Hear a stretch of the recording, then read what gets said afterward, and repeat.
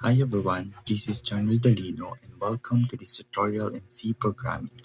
Today, we are going to explore one of the most important intermediate topics, which is linked lists and basic structures in C.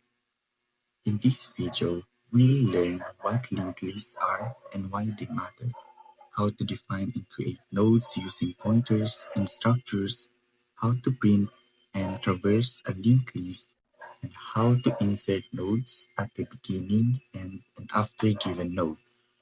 And lastly, common mistakes to avoid when working with linked lists. By the end, you'll be able to create and manipulate linked lists, foundation for more advanced structures like stacks, queues, and trees. But before diving into linked lists, let's recall some background knowledge. Firstly, arrays is defined as fixed in size once declared, which makes them inflexible. And while pointers allows us to manage memory dynamically, structures, on the other hand, let us group related data together. And by combining pointers and structures, we can build a flexible data structures that grow and shrink at runtime. That's exactly what linked lists give us. And now let's define what is linked list.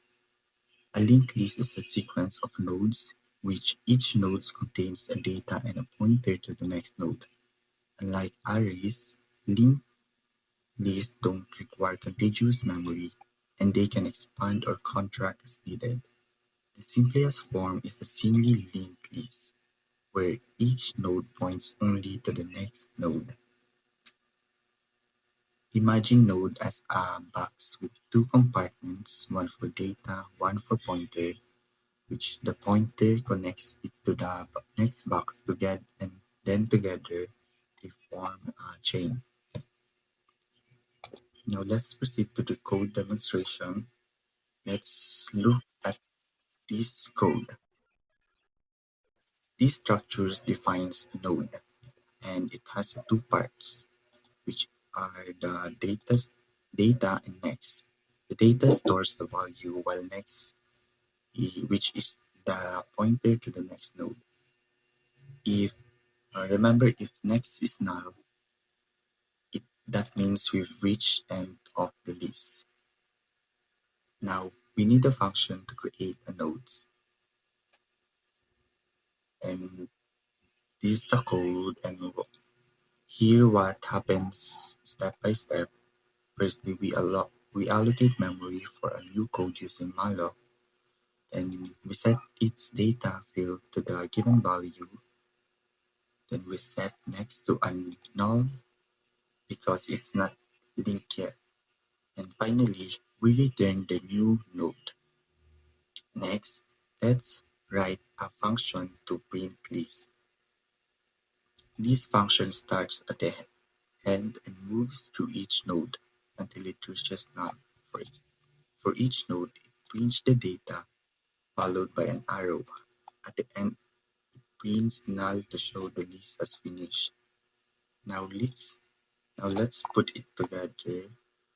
In main, we create three nodes, 10, 20, and 30. We link them together by setting each node's next pointer. Finally, we call print list, which display this.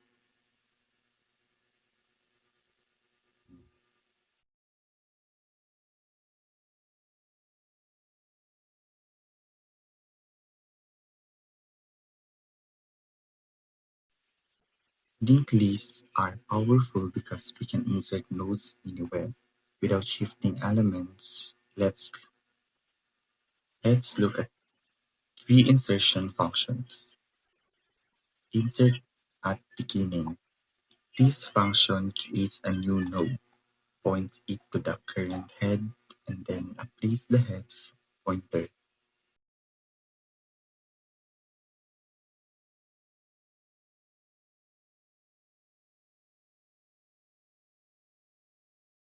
Now the new node is at the start. Insert at end. This one checks if the list is empty. If it is, the new node become the head.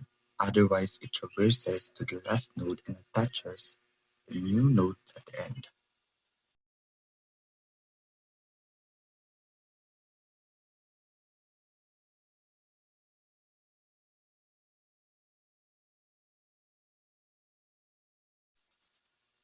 An insert after a node. This function inserts a new node after a given node. It links the new node to the next node, then updates the previous node point to the new one. Now let's talk about the mistakes beginners often make. Number one, forgetting the set next is equal to null. Second, not handling empty lists.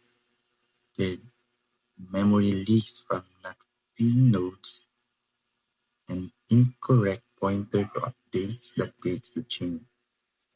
To avoid this, always test with the edge cases, like inserting into an empty list or deleting the only node.